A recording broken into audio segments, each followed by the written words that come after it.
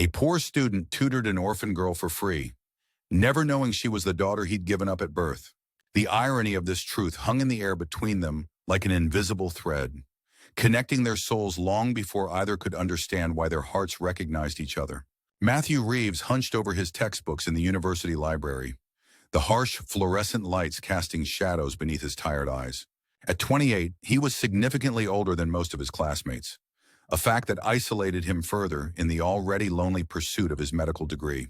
His worn sweater had holes at the elbows, and his shoes, once black but now a weathered gray, told the story of a man who had walked difficult paths. Winter pressed its cold fingers against the library windows as evening descended. Matthew's stomach growled, reminding him he'd skipped lunch again to save money.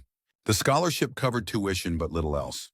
Every dollar he earned from his night job stocking shelves at the local grocery store went toward rent and his mounting pile of medical textbooks. He ran his fingers through his unkempt dark hair and checked his watch. 6:45 p.m. In 15 minutes, his newest tutoring student would arrive. The university's outreach program paid a small stipend for tutoring underprivileged children, but Matthew had agreed to tutor this particular student for free. Something about the social worker's description of the girl, her academic promise despite difficult circumstances, had stirred something deep within him. Giving back, he whispered to himself, though the words felt hollow against the weight of his own secrets. 12 years ago, Matthew had been just 16, a terrified boy facing an impossible situation with his high school girlfriend, Elise. Their daughter had been born on a rainy April morning. He had held her once, just once, her tiny fingers wrapping around his thumb, her blue eyes blinking up at him before the adoption agency took her away. They had been too young, too poor, too broken to keep her. Elise had left town shortly after, unable to bear the memories. Matthew had stayed, carrying the weight of his choice like stones in his pockets, dragging him under with each passing year. The sound of hesitant footsteps pulled him from his memories. A girl stood at the edge of the study area, clutching a worn backpack to her chest. Thin and small for her 12 years, she had dark hair pulled back in a practical ponytail, and her coat was at least one size too large, the sleeves hanging past her fingertips. "Are you Mr. Reeves?" Her voice was barely audible, her eyes, startlingly blue, fixed somewhere around his shoulder rather than meeting his gaze. Matthew stood, offering a gentle smile. "Just Matthew is fine. You must be Lily?" She nodded, still not looking directly at him. "Have a seat," he said, gesturing to the chair across from him. "The social worker, Miss Parker, right? Told me you're having some trouble with science and math?" Lily slid into the chair, keeping her backpack in her lap like a shield. "I'm not stupid," she said quickly, defensively. We move around a lot. I miss things." Something in her tone caught at Matthew's heart. The practiced defense of a child who had learned early that the world required explanations for perceived failings. "I never thought you were stupid," he replied softly. "Missing things doesn't make you stupid. It just means you need someone to help fill in the gaps." For the first time, she looked at him directly, searching his face for insincerity. Finding none, her shoulders relaxed a fraction. "Let's start with what you do know," Matthew suggested, "and work from there." The first session passed quickly. Lily was, as the social worker had described, remarkably bright. Her problems stemmed not from inability, but inconsistency, the product of being shuttled between foster homes since she was an infant. Currently, she was living at Oakwood Children's Home, a state facility that was chronically understaffed and overextended. As they packed up their books at the end of the hour, Matthew noticed Lily's thin jacket. "Is that all you have for winter?" he asked, nodding toward the inadequate garment. Lily's chin lifted slightly. "It's fine. I lay her underneath." Matthew hesitated, then reached into his bag and pulled out his scarf. Faded blue wool, frayed at the edges but warm.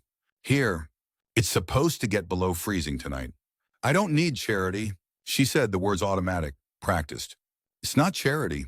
It's a loan, until you get a proper coat." He held the scarf out between them, a bridge across the divide. After a long moment, she reached out and took it, her small fingers brushing against his. Something flickered across her face. Confusion, perhaps, or the faintest recognition that neither could place. "Thank you," she whispered, wrapping it around her neck. The scarf engulfed her, but she burrowed into its warmth. As Matthew watched her walk away, the scarf trailing behind her like a banner, an inexplicable ache settled in his chest, a feeling of déjà vu so powerful it left him breathless. He shook his head, dismissing the sensation. He was tired, that was all. Tired and hungry and seeing ghosts in a child who simply needed help. That night, in his cramped studio apartment, Matthew dreamed of his daughter for the first time in years. In the dream, she was walking away from him, wearing his blue scarf, her small shoulders bearing a burden he couldn't see but somehow knew was his to carry. He woke with tears on his face and a name on his lips he hadn't spoken in 12 years. Hannah. The name he and Elise had given their daughter before signing away their rights, before strangers renamed her and took her into a future he would never know. Winter deepened its hold on the city as December progressed. Twice a week, Matthew met with Lily at the library, guiding her through the fundamentals of cell biology and algebra. The girl remained guarded, but small changes emerged with each session. Her posture less defensive, her questions more frequent, her rare smiles like sudden sunlight through clouds. Matthew found himself looking forward to their meetings with an eagerness that surprised him. There was something about Lily that pulled at him, perhaps her determination, or the way she hungered for knowledge as if it might save her from something neither of them could name. During their fourth session, as Lily was working through a set of practice problems, Matthew noticed a small pendant hanging from a thin chain around her neck. "That's pretty," he commented, nodding toward it. Lily's hand flew to the pendant as if to protect it. "It's the only thing I have from before? Before I was placed in the system." Her voice had gone quiet. "They found it with me. The social workers think it might have been from my birth mother." Curiosity and an inexplicable sense of dread mingled in Matthew's chest. "May I see it?" Hesitantly, Lily lifted the pendant from beneath her shirt. It was a small silver half moon with a tiny star suspended beside it. The world tilted beneath Matthew's feet. Blood rushed in his ears, drowning out the ambient sounds of the library. He knew that pendant. He had purchased it at a pawn shop 12 years ago, spending 2 weeks' wages on a gift for Elise when she told him she was pregnant. Moon and stars because she had once told him that's what he gave her. The moon to light her darkest nights and stars to wish upon. Elise had been wearing it the day they surrendered their daughter. Matthew realized he had been staring too long when Lily tucked the necklace back under her shirt, her expression guarded once more. "Are you okay?" she asked. "You look like you've seen a ghost." He forced himself to breathe, to smile, to nod. "I'm fine. Just reminded me of something, that's all. Let's get back to cellular respiration, shall we?" But his hands trembled as he turned the pages of the textbook, and his mind raced with impossible calculations. Lily was 12, the same age his daughter would be now. She had blue eyes like his, like Elise's. The pendant, it couldn't be coincidence. It couldn't. Yet what were the odds? What cosmic alignment could possibly have brought his daughter back to him this way? And if Lily was Hannah, his Hannah, what right did he have to disrupt her life with this revelation? He had given up that right 12 years ago in a sterile office with forms signed in triplicate. After the session, Matthew walked Lily to the library entrance, his mind still reeling. She had his scarf wrapped securely around her neck now. She wore it to every tutoring session, despite having acquired a better coat through the Children's Home's winter donation drive. "Same time Thursday?" she asked, adjusting her backpack. "Yes," he said automatically, then hesitated. "Lily ... Do you know anything about your birth parents?" The question surprised them both. Lily stiffened, her expression closing like a door being slammed shut. "No, just that they didn't want me." The words were flat, practiced, a wound so familiar it had scarred over, sensitive to the touch but no longer bleeding. Matthew's chest constricted. Maybe that's not true. Maybe they had reasons. Maybe they thought they were doing what was best for you. Lily's eyes, so startlingly blue, narrowed. "That's what adults always say. But I think if you really love someone, you find a way to keep them." The words pierced Matthew like shards of glass. How many times had he told himself the same thing over sleepless nights? How many times had he wondered if there could have been another way? "Sometimes people make mistakes," he said softly. "Sometimes they're too young or too scared or too broken to do what they should. Is that supposed to make it better?" There was a challenge in her voice now, a current of anger beneath the practiced indifference. "No," Matthew admitted. "It doesn't make it better. Nothing can make that better." Something in his tone, the raw honesty perhaps, or the echo of her own pain, made Lily look at him more closely. For a moment, the gulf of years and circumstances between them seemed to narrow, two souls recognizing something familiar in each other's brokenness. Then the moment passed, and she was just a guarded 12-year-old again, shifting uncomfortably under his gaze. "I should go. The van from Oakwood will be waiting." "Of course." Matthew stepped back, hands shoved deep in his pockets to keep from reaching out. See you Thursday. He watched her walk away, his mind a storm of questions and doubts. If Lily was Hannah, his Hannah, what was he supposed to do with that knowledge? Tell her? Keep it secret? Who would it serve to upend her world with a truth that wouldn't change her circumstances? He had no stability to offer, no home larger than his cramped studio, no income beyond his meager part-time work. That night, Matthew did something he hadn't done in years. He pulled a battered shoebox from the back of his closet and opened it with trembling hands. Inside lay the artifacts of his brief fatherhood. A hospital bracelet labeled Baby Girl Reeves, a single tiny footprint on a hospital card, a Polaroid photo of himself at 16, hollow-eyed with fear and wonder, holding a blanket-wrapped bundle. At the bottom of the box was a folded piece of paper, the relinquishment form with his shaky adolescent signature. And tucked inside that, a small photograph he had insisted be included with his daughter's adoption file. A picture of himself and Elise, his arm around her shoulders, her pendant glinting in the sunlight. On the back in careful handwriting, "We loved you enough to give you more than we could provide. Remember that always." Matthew pressed his palms against his eyes, trying to stem the tide of grief that threatened to overwhelm him. If Lily was Hannah, she had never received this message. She had grown up believing she was unwanted, discarded. The thought was unbearable. Over the next few weeks, Matthew found himself watching Lily with new eyes, cataloging the small gestures and expressions that might confirm his suspicions. The way she furrowed her brow when concentrating, just like Elise. The slight dimple in her left cheek when she smiled. His own mother had the same. Her methodical approach to problem-solving, so similar to his that it was uncanny. But it wasn't until their 8th session, as December gave way to January, that certainty struck him with the force of revelation. They were working on a biology assignment about genetic traits. Lily was listing her own observable traits as part of the exercise. Blue eyes. She was saying, straight hair, can roll my tongue, no attached earlobes. She paused, showing him her hands. And this weird thing where my pinky fingers bend inward a little. Missy? Parker says it's called clinodactyly. Matthew's breath caught. He slowly extended his own hand beside hers. His pinky fingers curved inward at the same distinctive angle. It's a genetic trait, he said softly. Usually inherited. Lily looked at their hands side by side, then up at his face, a question forming in her eyes. Before she could voice it, Matthew stood abruptly. I need some water. Would you like some? By the time he returned with 2 paper cups of water from the fountain, he had regained his composure. Lily was working diligently on her assignment, the moment of connection seemingly forgotten. But that night, Matthew couldn't sleep. The evidence was overwhelming. Lily wasn't just a child who needed tutoring.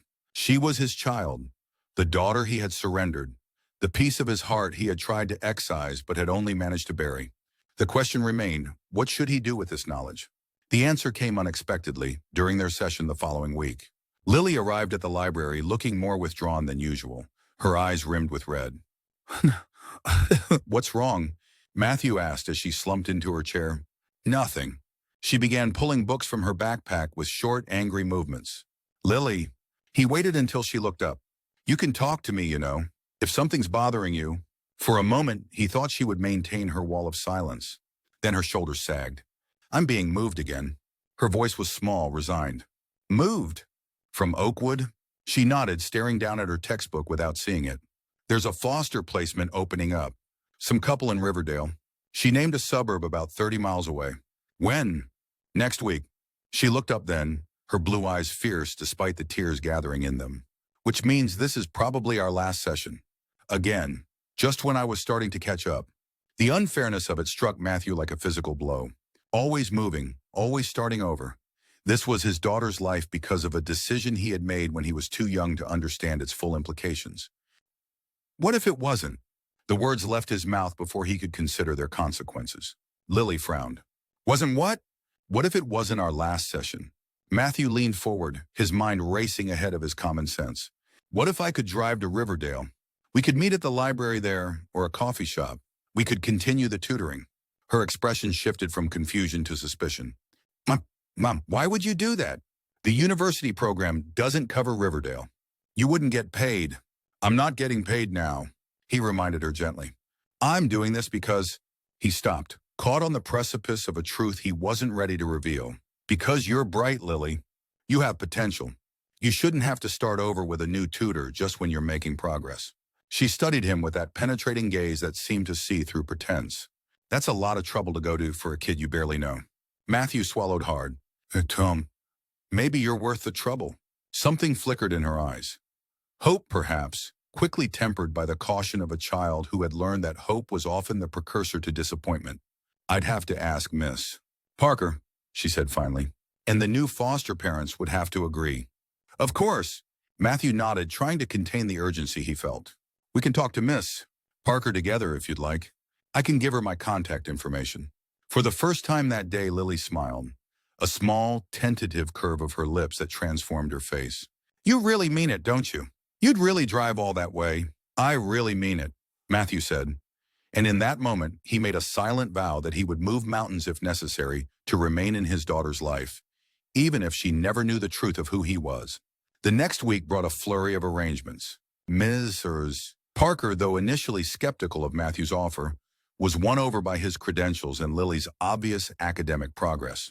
The new foster parents, the Hendersons, a middle-aged couple who had fostered several children over the years, agreed to maintain the tutoring arrangement, even offering their dining room as a study space. And so, on a cold Saturday in late January, Matthew found himself driving to Riverdale, his car heater struggling against the winter chill, a folder of study materials on the passenger seat beside him. His hands were tight on the steering wheel, his mind racing with questions about what he was doing, where this path might lead. The Hendersons lived in a modest two-story home on a quiet street lined with bare branch trees. Matthew sat in his car for several minutes after arriving, gathering his courage. He wasn't just a tutor walking into a student's home. He was a father stepping into his daughter's life. A father she didn't know. A father who had no right to the title. Mrs. Henderson opened the door at his knock, her round face warm and welcoming. You must be Matthew. Come in, come in. Lily's been watching for you all morning. The house was neat and modestly furnished, with the lived-in comfort of a real home. Family photographs lined the walls. The Hendersons with various children over the years, Matthew presumed. The smell of fresh-baked cookies permeated the air. Lily was sitting at the dining room table, wearing the blue scarf despite the warmth of the house. She looked up when he entered, her face brightening before she schooled it back to careful neutrality. Hi, she said with forced casualness. Hi yourself, Matthew replied, setting his materials on the table. Nice place. Mrs. Henderson insisted on providing cookies and hot chocolate before tactfully retreating to another room, leaving them to their studies. But concentration proved difficult for both of them that day. Lily was distracted, her attention drifting to the windows, to the photos on the walls, to anything but the algebra problems before her. Is everything okay? Matthew finally asked. With the new placement, I mean. Lily traced a pattern on the tablecloth with her finger. They seem nice. Mr. Henderson plays chess. Mrs. Henderson said I could help plant a vegetable garden in the spring. She glanced up. It's just what? They want to adopt me. The words tumbled out in a rush. They've been fostering with the intention to adopt. Ms. Parker says they've already started the paperwork.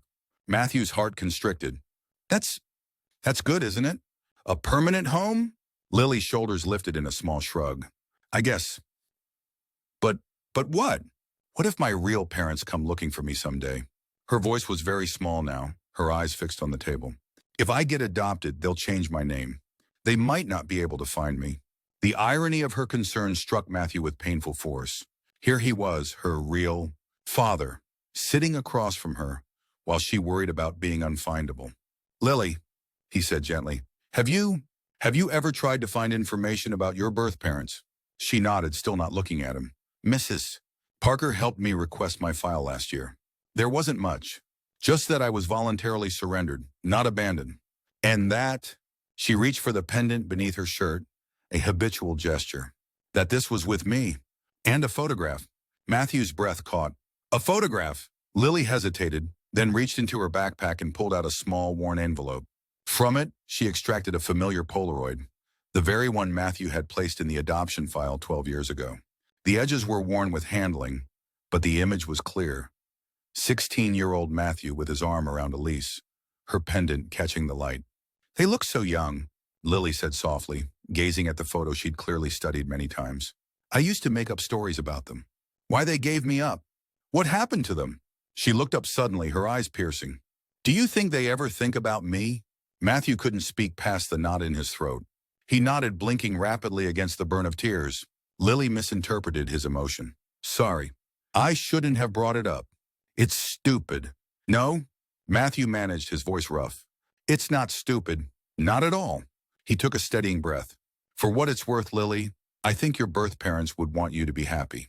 To have a stable home, a family that loves you. Even if that means taking a new name.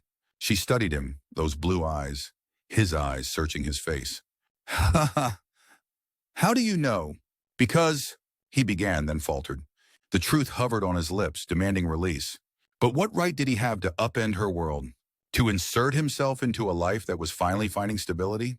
Because anyone who loved you enough to keep that photograph, to make sure it stayed with you, they would want what's best for you. Even if that meant letting you go. Something shifted in Lily's expression. Not understanding, not yet, but a softening, as if some part of her recognized the truth beneath his words. I still wear the scarf, she said suddenly, touching the frayed blue wool around her neck. Even though I have a better coat now, it makes me feel safe. Is that weird? Matthew smiled through the ache in his chest. Not weird at all. They managed to return to algebra after that, though the equations seemed trivial compared to the unspoken truths hanging in the air between them. When the session ended, Mrs. Henderson appeared with an invitation for Matthew to stay for dinner, which he politely declined despite Lily's obvious disappointment. Next week, he promised. Save me a seat. The drive back to his apartment was a blur, his mind replaying the conversation, the photograph, the scarf wrapped around his daughter's neck like a talisman. He had found her. Against all odds, against all reason, he had found her. But what now? What was the right thing to do with this miracle that had been placed in his hands? The answer did not come easily or all at once. It came in pieces over the weeks that followed, as winter begrudgingly gave way to early spring. It came in Lily's growing trust, in the way she gradually shared more of herself during their sessions. It came in the Hendersons' genuine care for her, their patience as she slowly opened herself to the possibility of permanence. It came in Matthew's own growing realization that parenthood was not about possession, but about sacrifice. Not about claiming, but about giving. One Saturday in March after their tutoring session, Lily invited Matthew to stay and watch her compete in an online chess tournament. Mr. Henderson had been teaching her, and she had taken to the game with natural aptitude. As they sat side by side at the dining room computer, Lily navigating the virtual chessboard with intense concentration, Matthew found himself studying her profile, the determined set of her jaw, the furrow between her brows, the way she absently tucked her hair behind her ear. Gestures and expressions that echoed his own, genetic blueprints expressed across generations. Knight 2 of 5, Lily murmured, making the move. That should force a trade.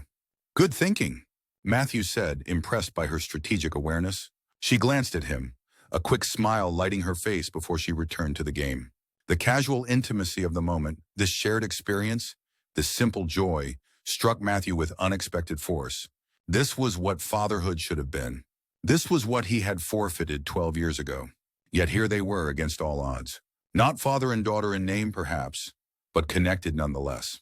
Drawn together by forces neither could fully understand, but both could feel. After Lily won her match, they celebrated with ice cream sundaes prepared by Mrs. Henderson. As they ate in the backyard, enjoying the first truly warm day of the year, Lily surprised Matthew with a question. If you could go back and change one thing in your life, she asked, licking chocolate sauce from her spoon, what would it be? The question hung in the spring air between them, laden with unintended significance. Matthew looked at her, this bright, resilient girl who had survived abandonment and impermanence to become someone so fundamentally herself, and found he could not wish away the past. To erase his mistake would be to erase her journey, to deny the person she had become. That's a complicated question, he said finally. There are things I regret, decisions I wish I'd made differently. But sometimes our mistakes lead us to places we needed to go, to become who we needed to be. He met her curious gaze. What about you? Would you change anything? Lily considered this, stirring the melting ice cream in her bowl. I used to think I would change being given up. I used to wish my birth parents had kept me. She glanced toward the house where Mrs. Henderson could be seen through the window, washing dishes with Mr. Henderson. But now I'm not so sure. If they'd kept me, I wouldn't be here. I wouldn't know the Hendersons. I wouldn't. She hesitated, then added quietly, I wouldn't know you. The simple statement pierced Matthew's heart.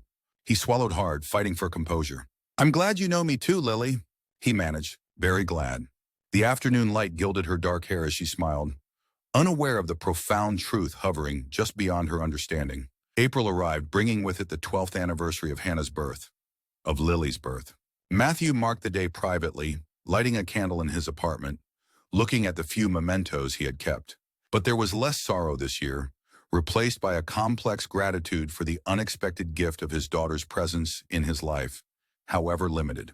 The Hendersons' adoption proceedings continued, moving through the bureaucratic channels with surprising speed. Lily spoke of it now with cautious excitement rather than apprehension.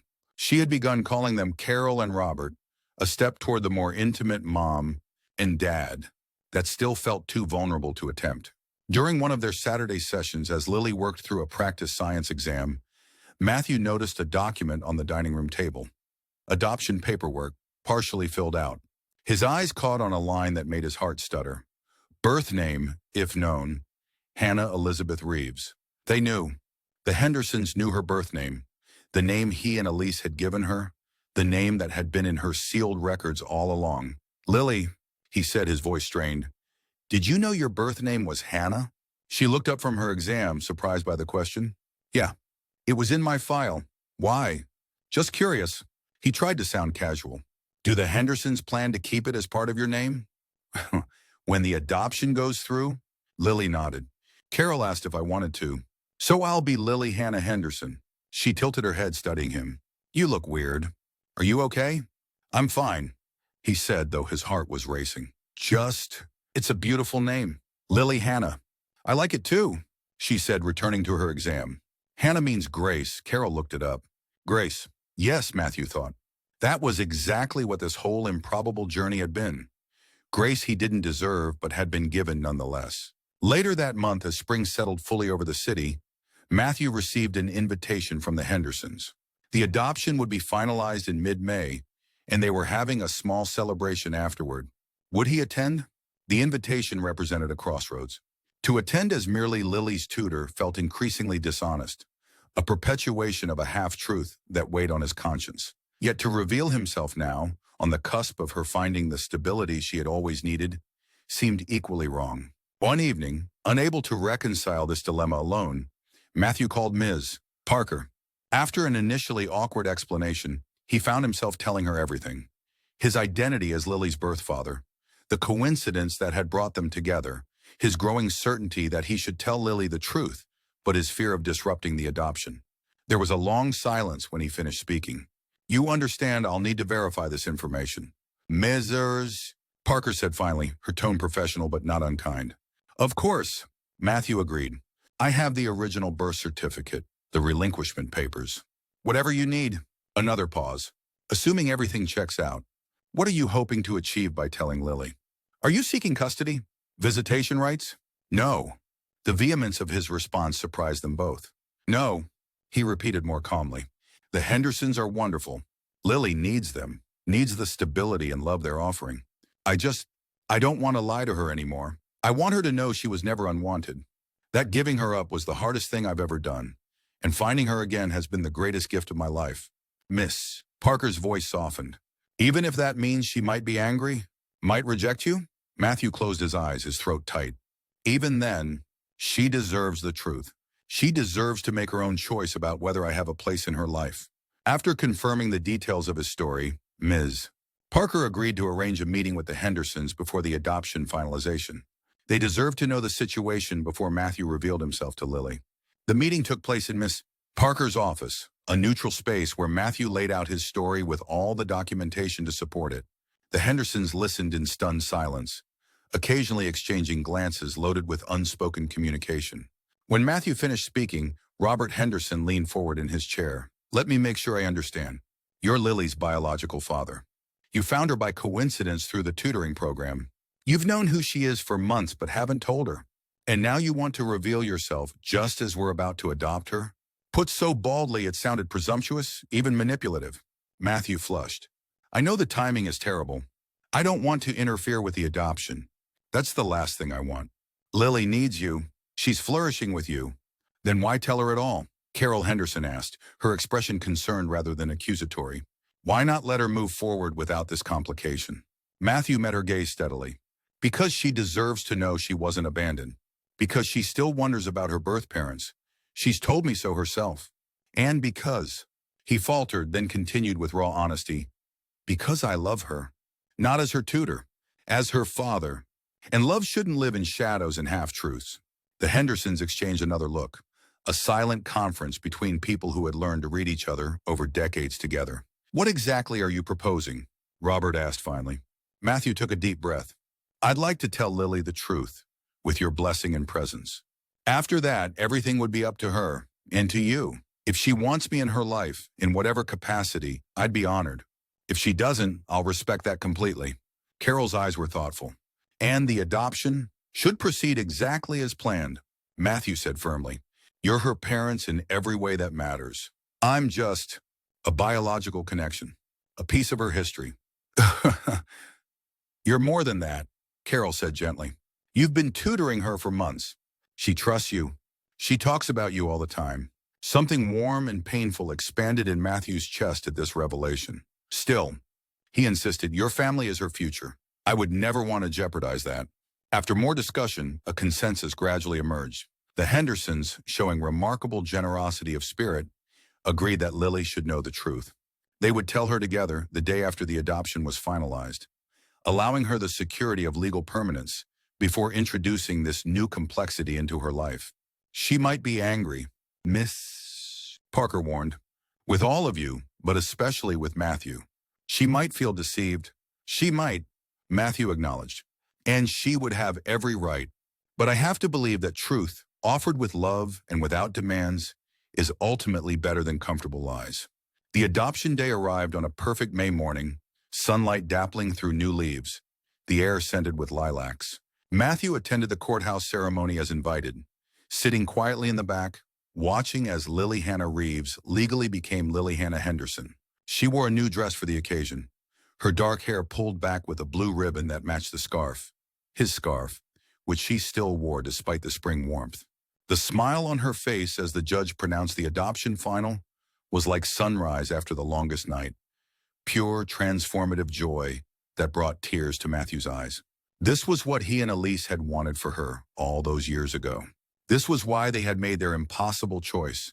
The small celebration afterward was held at a local restaurant. Matthew kept to the periphery, accepting congratulations from the other guests who assumed he was simply Lily's devoted tutor. Tomorrow would bring truth and its consequences.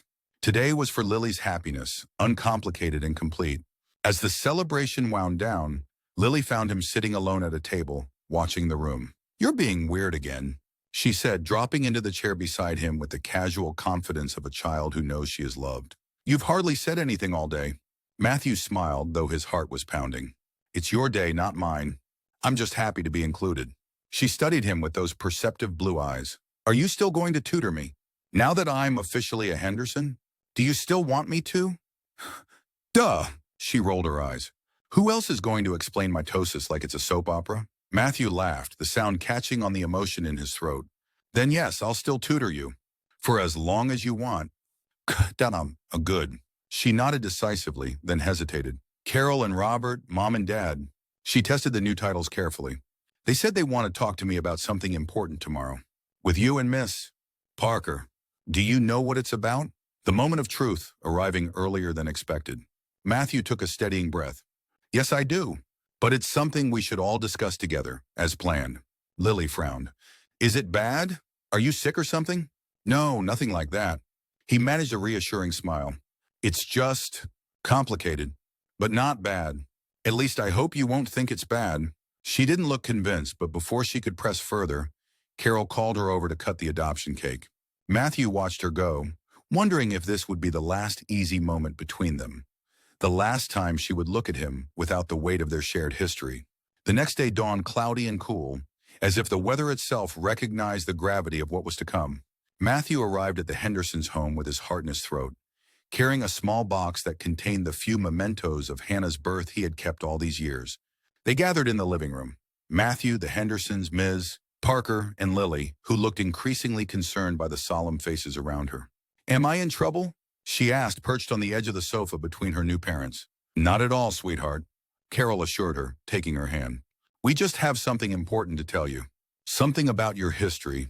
Lily's eyes widened, darting between the adults. "My history? You mean about my birth parents?" Robert nodded. "Yes. It turns out we know more than we realized." All eyes turned to Matthew, who found himself momentarily unable to speak past the constriction in his throat. "Miss," Parker gave him an encouraging nod. "Lily," he began, his voice hoarse with emotion. "Do you remember showing me that photograph? The one you had from your file?" She nodded slowly, confusion evident on her face. With trembling hands, Matthew removed the original Polaroid from his box of mementos and placed it on the coffee table between them, identical to the one Lily kept, but less worn. "I have the same photograph," he said softly, "because I'm the boy in it." Lily stared at the photograph, then at Matthew, her expression cycling through confusion, disbelief, and the first dawning of understanding. "What are you saying?" she whispered, though her eyes suggested she already knew. Matthew met her gaze directly, his heart in his eyes. "I'm your birth father, Lily. Your biological father." The words hung in the air between them, irrevocable. Lily's face went very still, a perfect blank that revealed nothing of the emotions surely roiling beneath. She looked at the photograph again, then back at Matthew, really looking at him now, seeing the similarities she had never consciously registered. That's not possible," she said finally, her voice faint. "How could you be my tutor? How could that happen?" Matthew explained the extraordinary coincidence as gently as he could. "The university program, Ms. Parker's description of a bright girl who needed help, his own impulse to give back, never imagining he was being drawn toward his own child." "When did you know?" Lily asked, her voice hardening slightly. "When did you figure it out?" "I suspected when I saw your pendant," Matthew admitted. "I was certain when I saw your hands. Your fingers bend like mine. And then when you showed me the photograph, you've known for months. It wasn't a question. All this time you knew and you didn't tell me. I wanted to," Matthew said, his voice breaking. "Every day I wanted to. But I was afraid." "Afraid of what?" There was anger now, breaking through the shock. "Afraid of disrupting your life. Afraid you would hate me for giving you up. Afraid the Hendersons might think I was trying to interfere with the adoption." He looked at her directly, refusing to hide behind excuses. "And selfishly, afraid of losing what we had already built. Our friendship, our connection. I didn't want that to end." Lily stood suddenly, her small body vibrating with tension. "I need to think. She didn't finish the sentence, just turned and ran from the room. A moment later, they heard her bedroom door slam upstairs. Carol rose to follow, but Robert gently caught her arm. "Give her a few minutes," he advised. "This is a lot to process." The adults sat in uncomfortable silence, each lost in their own thoughts. Matthew stared at his hands, feeling the weight of Lily's anger and confusion, like a physical burden. He had known this might happen, had prepared himself for rejection, but the reality was harder than he had imagined. "She's a resilient girl, Ms. Parker said finally, breaking the silence. "She's weathered worse storms than this." "This isn't a storm to be weathered," Matthew said quietly. "It's her life, her history, her identity." "Yes," Carol agreed, "but she isn't facing it alone. She has all of us now." She reached across the coffee table and, in a gesture that took Matthew by surprise, squeezed his hand. "All of us, Matthew." The simple acceptance in the touch brought unexpected tears to his eyes. "Thank you," he whispered. After 20 minutes that felt like hours, they heard Lily's door open. She came downstairs slowly, her face tear-streaked but composed. In her hands, she held the worn photograph and her pendant. She walked directly to Matthew and stood before him, studying his face with an intensity that made his heart race. "The woman in the picture," she said, "my birth mother. Where is she?" "I don't know," Matthew answered honestly. "We lost touch after you were born. She couldn't bear to stay in town. The memories were too painful." Lily nodded, absorbing this. What were you, what's her name?" Elise Mayhew." Lily repeated the name softly, testing it. "And you're Matthew Reeves." "So I was Hannah Elizabeth Reeves." She touched the pendant at her throat. "This was hers?" "Yes. I gave it to her when she told me she was pregnant with you." Matthew's voice was thick with memory. "Moon and stars, because she once told me that's what I gave her. The moon to light her darkest nights and stars to wish upon. Something in Lily's expression softened at this, a glimpse of romance penetrating her hurt and confusion. Mom and Dad, she glanced at the Hendersons. They say you don't want to undo the adoption, that you're not trying to take me away. Never, Matthew said fervently. They're your parents, Lily. They love you. They can give you the home, the stability, the family I couldn't provide when you were born, and still can't provide now. He gestured around the comfortable living room. This is where you belong. Then what do you want? The question was direct, unvarnished, pure Lily in its straightforwardness. Matthew considered his answer carefully. I want whatever is best for you. If that means stepping back completely, I will. If it means continuing as your tutor, nothing more, I'd be grateful for that. And if someday you wanted to know more about your biological history, about Elise, about the circumstances of your birth, I'd be here to answer those questions. He paused, then added softly, most of all, I want you to know you were never unwanted. Giving you up was the hardest thing I've ever done. Lily was quiet for a long moment, processing this. Then she asked, why did you give me up? It was the question Matthew had been dreading, yet also the one he most needed to answer. We were 16, he said simply. Just kids ourselves. No money, no support system, no idea how to be parents. Elise's family had disowned her when they found out she was pregnant. My mother was struggling with addiction. We were living in a friend's garage. The memories came flooding back as he spoke. We truly believed you deserved better. A real home. Parents who could provide for you, who weren't still children themselves. So you did want me? Lily's voice had gone very small, revealing the core hurt beneath all the confusion and anger. Oh, Lily. Matthew's voice broke on her name. We wanted you desperately. I held you once, just once, before the adoption agency took you away. You wrapped your tiny fingers around my thumb and looked up at me with these perfect blue eyes, and it felt like my heart was being torn from my chest. Tears spilled down Lily's cheeks, matching those now falling freely from Matthew's eyes. I've thought about you every day for 12 years, he continued, no longer trying to contain his emotion. Every birthday, every Christmas, every milestone I was missing. I wondered if you were happy, if you were loved, if you ever thought about us. He wiped roughly at his eyes. Finding you again, it's the miracle I never dared hope for. Something shifted in Lily's expression, a softening, a recognition. She took a tentative step toward him, then another. The scarf, she said suddenly. When you gave me your scarf that first day, it felt familiar somehow. Safe. She touched the blue wool still wrapped around her neck despite the warm spring day. Did you have it back then? When I was a baby? Matthew nodded, unable to speak past the knot in his throat. With sudden decision, Lily closed the remaining distance between them, and after a brief hesitation, wrapped her arms around his neck. Matthew froze, afraid to move, afraid to breathe, afraid to break this moment of connection he had never dared to hope for. Then slowly he enfolded her in a gentle embrace, his tears falling into her dark hair. I'm sorry, he whispered. I'm so sorry for everything you've been through. Lily pulled back slightly, her tear-streaked face solemn. I'm not. The simple statement held surprising conviction. If things had been different, I wouldn't be here now. I wouldn't have Mom and Dad. She glanced at the Hendersons, who were watching with tearful smiles. And I wouldn't have found you again.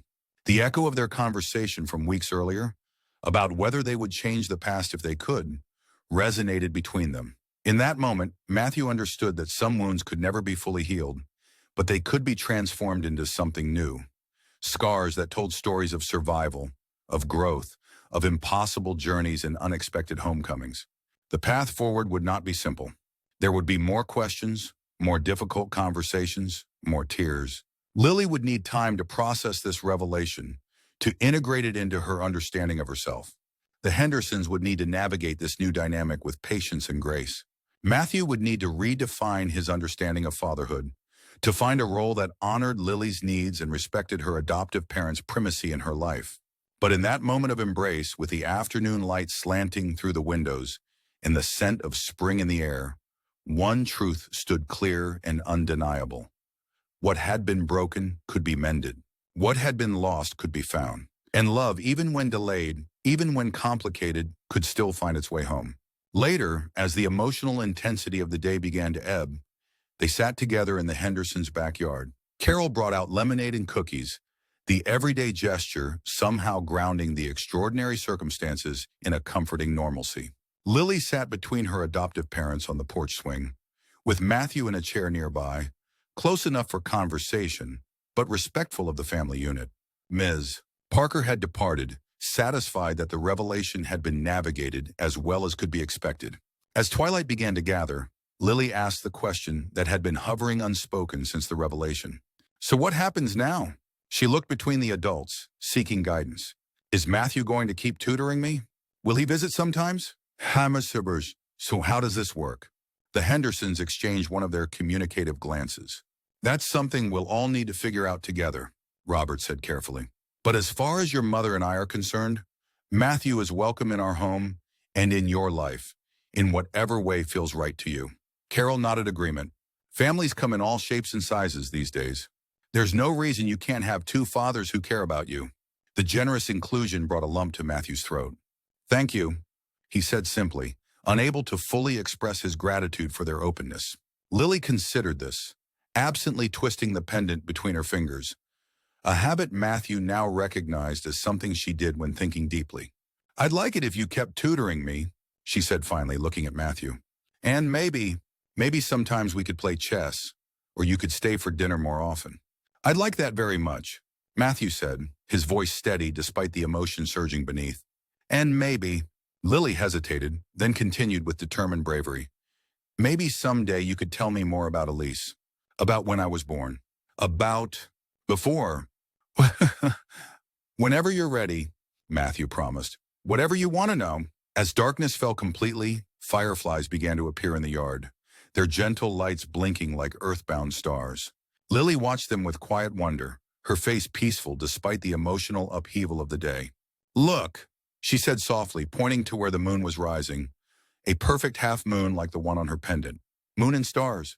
The simple observation held a poetry that caught at Matthew's heart, a recognition of connection, of continuity, of patterns that persisted even through separation and loss. Yes, he agreed, his voice barely more than a whisper. Moon and stars. In that moment, watching his daughter's face illuminated by moonlight, Matthew felt a peace he had not known in 12 years. The road ahead would have its challenges, its adjustments, its inevitable moments of awkwardness and pain, but they would walk it together. Lily with her two fathers and mother, her extended family of choice and chance and circumstance. They were bound not only by blood and history, but by something more profound, by choice, by forgiveness, by the everyday courage it takes to open one's heart to love despite past wounds. A poor student had tutored an orphan girl for free, never knowing she was the daughter he'd given up at birth. But now they knew. Now the hidden threads that had always connected them were visible, acknowledged, celebrated. And in that acknowledgement lay a kind of homecoming neither had dared to imagine, the return not to what might have been, but to what could still be in all its imperfect, extraordinary possibility.